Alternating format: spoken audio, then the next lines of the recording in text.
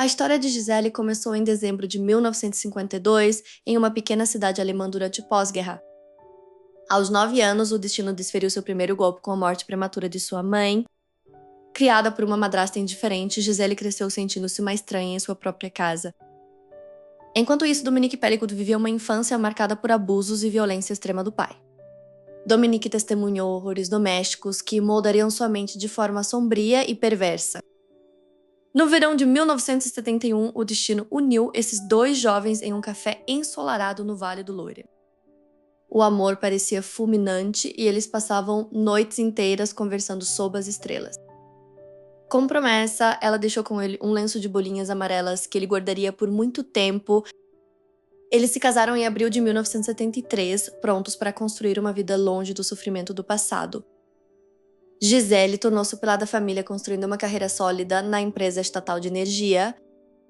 3 filhos nasceram, trazendo uma aparência de normalidade e alegria ao lar dos Pellicut. No entanto, por trás das portas fechadas, Dominique exibia acessos de raiva que assustavam os filhos. Crises matrimoniais e traições mútuas quase levaram o casal ao divórcio definitivo nos anos 80. Apesar de tudo, eles sempre voltavam um para o outro, mantendo a fachada de uma união inabalável. Em 2013, a aposentadoria finalmente chegou e eles buscaram sossego no sul da França. Gisele se dedicava ao coral local enquanto Dominique explorava as estradas da Provence em sua bicicleta. Os netos vinham visitar durante o verão, transformando a casa em um cenário de perfeição familiar. Mas sob essa superfície de lavandas e vinhos, um segredo sombrio já havia começado a germinar. Dominique escondia um histórico de voyeurismo que Gisele jamais poderia imaginar. Anos antes, ele fora pego filmando mulheres em supermercados, mas comprou seu silêncio com multas. O plano de Dominique era muito mais ambicioso e cruel do que simples filmagens clandestinas. Ele começou a coletar silenciosamente centenas de comprimidos de um potente ansiolítico. O medicamento era guardado meticulosamente em uma meia dentro de uma velha caixa de sapatos. A partir de julho de 2011, o jantar em Mazan tornou-se o início de um pesadelo químico. Sem saber, Gisele consumia doses cavalares de drogas que a mergulhavam em um coma induzido. Dominique então acessava fóruns anônimos para convidar estranhos para sua própria casa. Sob o pseudônimo Sonia, ele oferecia o corpo inconsciente de sua esposa como se fosse um objeto. Ele criava regras rígidas para os abusadores, garantindo que Gisele jamais acordasse ou suspeitasse. Sem perfume, mãos lavadas e silêncio absoluto eram as ordens para o horror que se seguia. Enquanto o crime ocorria, Dominique operava a câmera, transformando a dor em arquivos digitais. Ele organizava tudo em pastas nomeadas abusos, catalogando cada vídeo com datas e nomes. Pela manhã, Gisele acordava exausta, sem qualquer memória da violação que sofrera. Ela atribuía seu cansaço às longas caminhadas e à idade, confiando plenamente no marido. Sintomas físicos estranhos começaram a surgir, perda de peso de cabelo e lapsos de memória. Gisele temia estar com Alzheimer ou um tumor cerebral, a mesma doença que matou sua mãe. Dominique acompanhava em todas as consultas, sempre minimizando as queixas dela para os médicos. Ele agia como um marido zeloso enquanto era o próprio arquiteto do seu declínio físico. Pequenos sinais foram ignorados, uma mancha amarela, uma cerveja de cor estranha. Quando ela o questionava, Dominique chorava ou destruía as evidências com raiva teatral. Por quase uma década, Mazan foi o cenário de um crime perfeito, oculto sob a luz do sol da Provence. Os anos 70 trouxeram para Gisele e Dominique a promessa de um futuro brilhante e estável. Dominique trabalhava arduamente em empresas do setor imobiliário, construindo uma carreira sólida. Gisele dedicava-se ao seu trabalho e à construção de um lar repleto de harmonia. Logo, a casa se encheu com o riso de 3 filhos que eram o centro da vida de Gisele. Aos olhos de vizinhos e amigos, os Pellicut eram a personificação da família burguesa francesa ideal. Eles viajavam regularmente para a costa, aproveitando as férias de verão sob o sol do Mediterrâneo. Dominique era conhecido por ser um homem reservado, às vezes até um pouco austero demais. Gisele, por outro lado, era a alma das festas, sempre radiante e acolhedora com todos. No entanto, pequenas rachaduras começavam a aparecer na superfície dessa vida perfeita. Havia momentos de silêncio pesado que Gisele não conseguia compreender totalmente. Dominique desenvolveu uma obsessão por controle que se manifestava em detalhes minuciosos da rotina. Ele passava horas trancado em seu escritório longe dos olhos da família. Gisele acreditava que ele estava apenas lidando com o estresse do trabalho e das finanças. Com a chegada dos anos 90, o casal decidiu que era hora de buscar novos ares. A ideia de uma aposentadoria tranquila no sul da França começou a ganhar força. Eles queriam fugir do cinza de Paris e abraçar a luz constante da região de Vaucluse. Em 2013, o sonho se concretizou quando se mudaram para uma bela casa em Mazan. Mazan parecia o refúgio perfeito, uma vila pacata cercada por vinhedos. Gisele rapidamente se integrou à comunidade local, participando de aulas de dança e pintura. Ela parecia mais viva do que nunca, aproveitando a liberdade da vida fora da metrópole. Dominique, por sua vez, tornou-se ainda mais caseiro e focado em seus dispositivos eletrônicos. Ele dizia estar apenas pesquisando sobre a história da região e mantendo contato com velhos amigos. Mal sabia Gisele que, sob o teto daquela casa idílica, uma escuridão profunda criava raízes. Ela começou a sofrer de episódios estranhos de cansaço extremo que não conseguia explicar. Deve ser apenas a idade, ela pensava, tentando ignorar a sensação de desorientação. Dominique era sempre o primeiro a oferecer-lhe um copo de água ou uma xícara de chá à noite. Seus gestos de carinho tornaram-se o veículo para uma traição inimaginável. Frequentemente, Gisele acordava sentindo-se pesada, como se tivesse dormido por dias. Suas roupas às vezes pareciam estar fora do lugar, ou ela encontrava marcas em seu corpo que não lembrava de ter feito. Quando ela questionava Dominique, ele ria e dizia que ela estava ficando esquecida. A confiança que ela depositava nele era sua maior vulnerabilidade. Enquanto Mazan dormia, a casa dos Pellicot tornava-se um porto seguro para o crime. Dominique começou a usar a internet para encontrar outros homens que compartilhassem seus desejos doentios. Ele criou um sistema meticuloso para convidar estranhos para sua própria casa. As regras eram rígidas, sem perfumes fortes, sem cigarros e silêncio absoluto. Gisele era mantida em um estado de inconsciência profunda, alheia ao horror que a cercava. Os filhos visitavam os pais, sem nunca suspeitar do que acontecia naquelas paredes durante a noite. Dominique desempenhava o papel de avô carinhoso e marido dedicado com uma perfeição assustadora. A vida seguia seu curso normal, enquanto o número de cúmplices de Dominique só aumentava. Gisele começou a apresentar problemas de saúde reais, incluindo lapsos de memória cada vez mais frequentes. Ela temia estar desenvolvendo Alzheimer, uma preocupação que Dominique alimentava com prazer. O plano estava em execução há anos e a impunidade parecia garantida pelo isolamento da vila. Dominique sentia-se invencível, um mestre de marionetes em seu próprio teatro de horrores. Cada noite era uma nova entrada em seu diário digital de crimes. Mas o destino reservava um erro banal que colocaria tudo em risco. Enquanto Gisele dormia o sono da morte induzida, o marido preparava sua próxima sessão. Ele não sabia que a polícia estava prestes a cruzar seu caminho por um motivo completamente diferente. O castelo de cartas construído sobre o silêncio de Mazan estava prestes a balançar sob o peso de um segredo grande demais. Gisele sentiu um calafrio naquela noite, um presságio que ela não conseguiu identificar. O mal estava instalado na sala ao lado, sussurrando através de uma tela de computador. Dominique sentava-se diante do monitor enquanto a casa mergulhava no silêncio da madrugada. Seus dedos digitavam com precisão o endereço do site que se tornaria seu terreno de caça. No portal de conversas Coco, ele criou um perfil que escondia sua identidade real sob camadas de mentiras. Ele começou a testar os limites de sua esposa através de pequenas doses de ansiolíticos misturados à comida. Gisele reclamava de um cansaço inexplicável logo após o jantar. Com um sorriso gentil, ele a encorajava a beber o vinho que ele mesmo servia. O Temesta tornou-se o ingrediente invisível de todas as noites de horror que viriam. Dominique anotava meticulosamente em um caderno os efeitos das dosagens em sua esposa. Ele observava o corpo dela amolecer até que ela entrasse em um estado de coma induzido. Com a cobaia pronta, ele voltava ao computador para convocar os cúmplices. E ele estabelecia regras rígidas para os homens que recrutava na internet. Os encontros eram marcados para horários em que os vizinhos já estariam dormindo. Dominique aguardava no portão, verificando se não havia testemunhas na rua deserta. O primeiro estranho chegou dirigindo um carro comum, estacionando a uma distância segura. Dominique o conduzia pelo jardim em total silêncio, como se fossem sombras. Ele orgulhosamente exibia a esposa inconsciente como se fosse um objeto inanimado. Dominique filmava cada ato com uma câmera escondida posicionada estrategicamente. Ele agia como um diretor de cena, instruindo os homens sobre como deveriam se comportar. Gisele não tinha a menor ideia de que sua própria cama era um palco de crimes. O ciclo se repetia várias vezes por semana, transformando a rotina em um pesadelo oculto. Milhares de fotos e vídeos foram organizados em pastas no computador de Dominique. Ele buscava homens de todas as esferas da vida, de bombeiros a motoristas de caminhão. Muitos desses homens sabiam que ela estava dopada e ainda assim concordavam com o ato. O site Coco era o epicentro dessa rede de depravação que crescia sem controle.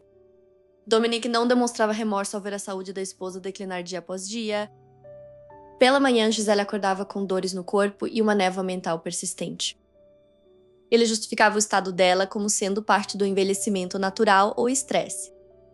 Gisele começou a visitar médicos para entender por que perdia a consciência tão facilmente. Dominique sempre acompanhava nas consultas para garantir que a verdade permanecesse oculta. Ele se passava pelo marido devoto e preocupado diante de todos os profissionais de saúde. Os exames médicos não revelavam nada, pois os remédios já haviam saído de seu sistema. Enquanto ela sofria, ele planejava a próxima sessão com novos participantes. Ele guardava roupas e acessórios para que os homens usassem durante os abusos. A logística era impecável e o rastro digital era cuidadosamente apagado todos os dias. Dominique sentia um prazer doentio em compartilhar sua posse mais íntima com o mundo. A casa em Mazan, que deveria ser um refúgio de aposentadoria, tornou-se uma prisão de vidro. Os homens vinham de cidades distantes, atraídos pela oferta de um crime sem consequências. Nenhum deles questionava a ética do que estava prestes a acontecer sob aquele teto. Dominique abria a porta com um aceno de cabeça, dando as boas-vindas ao horror. 10 anos de segredos estavam enterrados no disco rígido que ele escondia com tanto zelo, mas a arrogância de Dominique o levaria a cometer um erro banal em um supermercado local. Ele não sabia que seus hábitos de filmagem seriam sua própria ruína. Enquanto ele perseguia mulheres entre as prateleiras, a segurança já observava pelas câmeras. O destino estava prestes a colidir com a fachada de perfeição da família Pellicott. Quando a polícia finalmente abrisse seu computador, eles encontrariam algo muito pior do que simples voyeurismo. Enquanto o mundo digital de Dominique se expandia, o mundo real de Gisele começava a encolher em um nevoeiro inexplicável. Ela acordava todas as manhãs sentindo um peso descomunal em suas pálpebras e uma exaustão que o sono não curava. Pequenos fragmentos de tempo simplesmente desapareciam de sua memória como se nunca tivessem existido. Gisele encontrava-se em cômodos da casa sem saber como havia chegado lá ou o que pretendia fazer. Seu corpo, antes vigoroso, começou a apresentar hematomas misteriosos que ela atribuía a simples quedas acidentais. Dominique estava sempre lá para oferecer uma explicação lógica e um copo de água reconfortante. O que Gisele não sabia era que cada comprimido de lorazepam esmagado no jantar era o gatilho para o seu esquecimento. Os médicos começaram a investigar uma possível doença neurodegenerativa precocemente. Dominique acompanhava Gisele em todas as consultas, agindo como marido devoto e preocupado. Ele relatava sintomas falsos aos médicos para reforçar a ideia de que ela estava perdendo a sanidade. Gisele começou a acreditar que estava sofrendo de Alzheimer ou de um tumor cerebral devastador. Além dos lapsos de memória, ela sofria de dores ginecológicas constantes que ninguém conseguia explicar. Exames de sangue eram realizados, mas os níveis de sedativos nunca eram detectados por não serem o foco das buscas. Dominique usava a fragilidade dela para isolá-la ainda mais dos filhos e amigos próximos. As visitas de família tornaram-se raras, pois Gisele estava frequentemente cansada demais para receber alguém. Enquanto ela dormia profundamente, o portão da casa em Mazan se abria silenciosamente para estranhos. Dominique estabeleceu regras rígidas para os visitantes, nada de perfumes fortes e nada de fumo. Essas precauções serviam para garantir que Gisele não acordasse com cheiros estranhos ao seu redor. A dosagem de drogas era tão alta que Gisele entrava em um estado de coma induzido por quase 10 horas. Ela perdia a consciência da própria existência, tornando-se um objeto nas mãos de seu captor doméstico. Às vezes, ao acordar, ela encontrava peças de roupa íntima em lugares onde não as tinha deixado. Quando questionado, Dominique ria e dizia que ela estava apenas ficando esquecida novamente, ria e dizia que ela estava apenas ficando esquecida novamente. Essa erosão constante da autoconfiança fez com que Gisele parasse de questionar seus próprios instintos. O site Coco fervilhava com as mensagens de Dominique organizando as próximas sessões de abuso. Homens de todas as esferas da sociedade aceitavam um convite para ir à casa dos Pellicott. Eles sabiam que a mulher estaria desacordada, um fato que Dominique usava como atrativo principal. Gisele começou a desenvolver um medo irracional de dormir sem saber exatamente por quê. Sua saúde física declinou tanto que ela precisou usar bengala para se locomover em certos dias. O silêncio da vizinhança em Mazan era cúmplice involuntário do horror que ocorria dentro daquelas paredes. Dominique filmava cada ato, criando um arquivo digital de sua própria depravação. Os arquivos eram organizados meticulosamente em pastas com os nomes de cada homem envolvido. Gisele sentia-se como uma estranha em seu próprio corpo que parecia estar falhando com ela. Houve um momento em que ela encontrou um preservativo usado no lixo, mas Dominique disse que era de um vizinho. A manipulação era tão profunda que ela pediu desculpas a ele por ser uma esposa doente. Os anos passavam e o ciclo de entorpecimento e abuso se tornava uma rotina macabra para Dominique. Gisele começou a ter pesadelos lúcidos onde sentia mãos sobre ela, mas não conseguia se mover. Ela acreditava que somente estava criando fantasias para lidar com o estresse da doença. A quantidade de lorazepam no sistema de Gisele era suficiente para derrubar um animal de grande porte. Dominique agora se sentia invencível, acreditando que seu segredo jamais seria descoberto.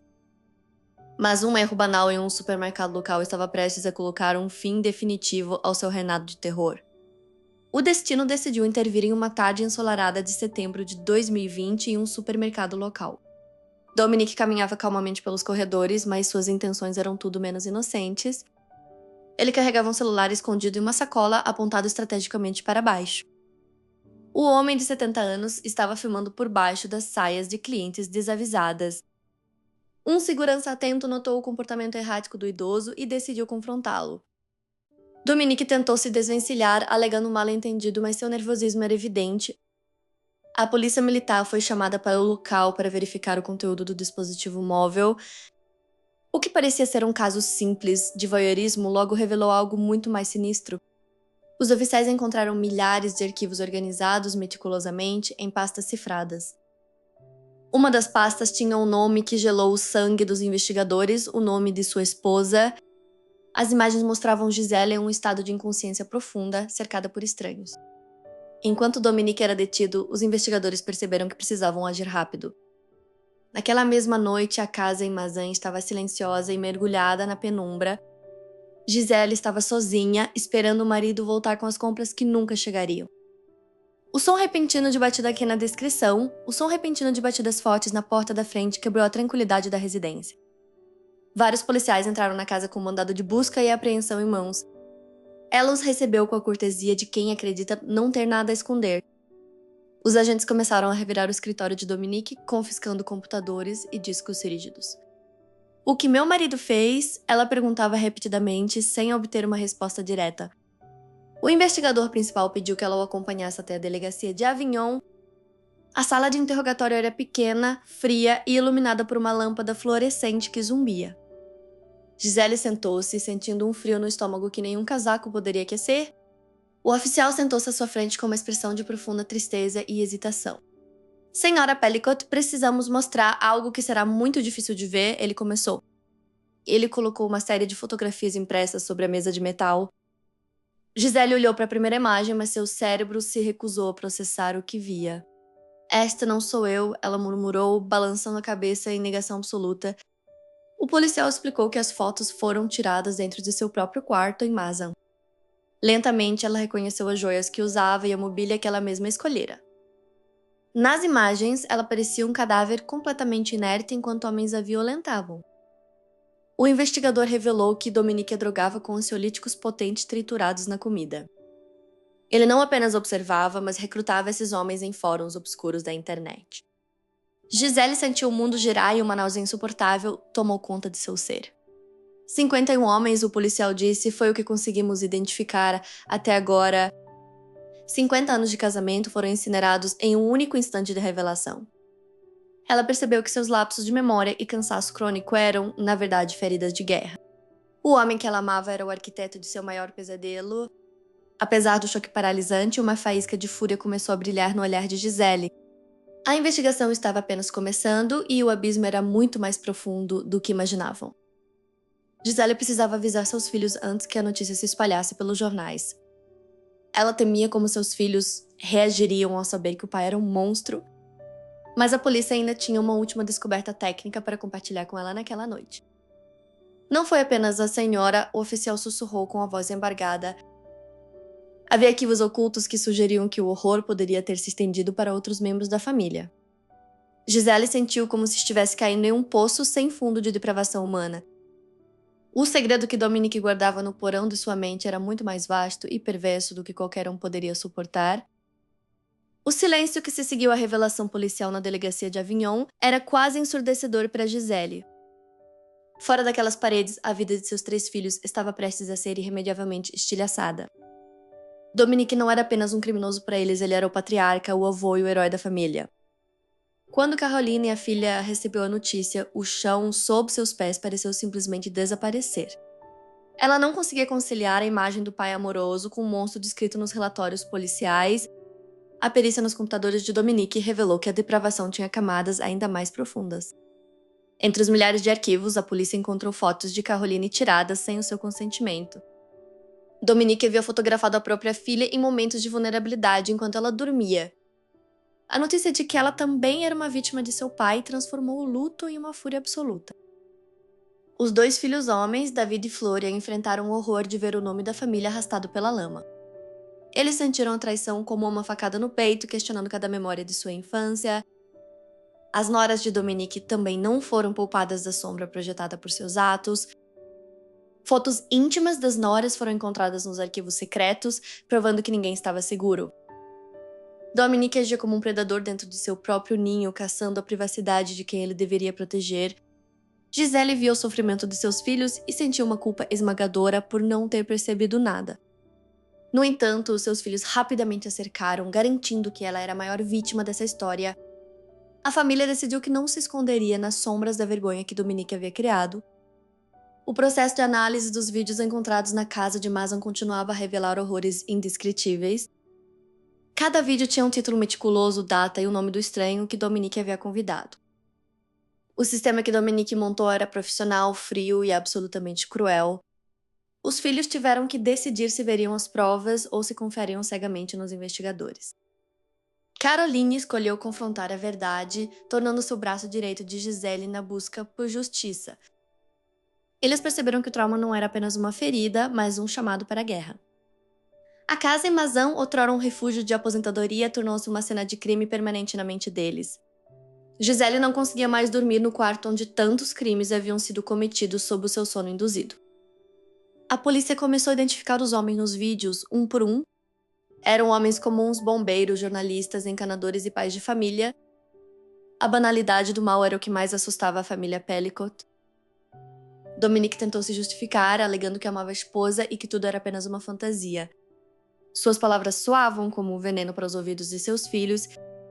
O Natal e as festas de família foram substituídos por reuniões com advogados e psicólogos. Gisele decidiu que não seria uma vítima silenciosa e que cada um daqueles homens pagaria. A escala do crime exigia um julgamento sem precedentes na história da França. A unidade familiar antissólida agora era mantida apenas pelo desejo compartilhado de justiça. Caroline começou a ter pesadelos, sentindo-se vigiada mesmo em sua própria casa. Ela escreveu um livro para processar a dor e alertar outras mulheres sobre o perigo invisível. Os netos de Dominique foram protegidos da verdade brutal, mas sentiam a tensão que pairava sobre os adultos. Os relatórios médicos confirmaram que a saúde de Gisele estava seriamente comprometida pelas drogas. Era necessário agir rápido antes que o tempo apagasse as evidências biológicas restantes. Justo quando Gisele pensava ter descoberto todo o horror, um novo pendrive foi encontrado em um esconderijo que Dominique nunca mencionou. O conteúdo daquele pendrive oculto revelou que a profundidade da traição de Dominique era ainda mais vasta do que os investigadores imaginavam. Com as novas evidências em mãos, a justiça francesa preparou o cenário para um dos julgamentos mais impactantes do século XXI. Gisele tomou uma decisão radical ao exigir que as sessões fossem abertas ao público e à imprensa internacional. Ela recusou o direito ao anonimato, afirmando que não tinha nada a esconder, pois a vergonha não pertencia a ela. No dia 2 de setembro de 2024, a cidade de Avignon parou para o início das audiências. 51 homens foram convocados para responder pelos crimes atrozes cometidos na casa de Mason. Dominique Pellicott entrou no tribunal sob forte escolta, evitando o olhar de sua agora ex-esposa. Gisele caminhou em direção ao tribunal com a cabeça erguida, usando seus icônicos óculos escuros e um lenço elegante. Centenas de mulheres seguravam cartazes que gritavam a frase que se tornaria o lema do movimento: "A vergonha deve mudar de lado". Dentro da sala, o ar estava pesado com a presença de estupradores que variavam de bombeiros a jornalistas e operários. O juiz-presidente começou a ler a lista interminável de acusações que detalhavam 10 anos de abusos sistemáticos. Gisele ouviu cada detalhe em silêncio, mantendo uma compostura que impressionou todos os presentes. Muitos dos réus tentaram se defender alegando que não sabiam que ela estava inconsciente ou que acreditavam ser um jogo sexual. As provas em vídeo gravadas por Dominique desmentiam categoricamente cada uma dessas desculpas covardes. Os vídeos mostravam uma mulher completamente inerte, vítima de uma crueldade sem precedentes. A promotoria enfatizou que o consentimento não existe quando a pessoa está dopada e incapaz de reagir. Os filhos de Gisele, Caroline, David e Florian sentaram-se atrás dela, formando um escudo de apoio familiar. Dominique finalmente falou, admitindo sua culpa, mas tentando justificar seus atos com seus traumas de infância. Gisele levantou-se para prestar seu primeiro depoimento e o tribunal ficou em silêncio absoluto. Ela descreveu como sua vida foi roubada e como ela se sentia um campo de batalha onde estranhos passavam. Suas palavras ressoaram além daquelas paredes, tornando-se um grito de guerra contra a cultura do estupro. Ela confrontou Dominique diretamente, perguntando como ele pôde destruir a mulher que ele dizia amar por 50 anos. O julgamento se estendeu por semanas, com cada réu apresentando desculpas cada vez mais absurdas. A defesa dos agressores tentou atacar a credibilidade das vítimas e questionar o nível de inconsciência de Gisele. Foram exibidas mensagens trocadas no site Coco, onde Dominique vendia o corpo de sua esposa como um objeto. O nível de planejamento detalhado por Dominique para garantir que Gisele não acordasse era aterrorizante. Gisele nunca faltou uma audiência, assistindo a todos os depoimentos com uma dignidade inabalável. Fora do tribunal, o movimento feminista na França ganhava uma força nunca antes vista. Manifestações em solidariedade a Gisele eclodiram em Paris, Lyon, Marselha e Além-Mar. O nome de Gisele tornou-se sinônimo de coragem para milhões de sobreviventes de violência sexual. O julgamento forçou a sociedade francesa a olhar para si mesma e questionar a banalidade do mal. Especialistas em psicologia testemunharam sobre a manipulação perversa exercida por Dominique sobre todos ao seu redor. Foi revelado que ele filmava não apenas os abusos contra Gisele, mas também momentos íntimos de sua própria filha sem consentimento. Caroline, a filha, teve que reviver o trauma de saber que seu pai a via de forma predatória. Mesmo diante dessa nova camada de horror, Gisele permaneceu firme para proteger seus filhos no tribunal. Os advogados de Gisele argumentaram que este caso deveria mudar as leis de estupro para incluir explicitamente o estado de inconsciência. O mundo aguardava ansiosamente pelas considerações finais enquanto o julgamento chegava ao seu clímax emocional. Gisele fez um último apelo, pedindo que a justiça fosse feita não apenas por ela, mas por todas as mulheres invisíveis.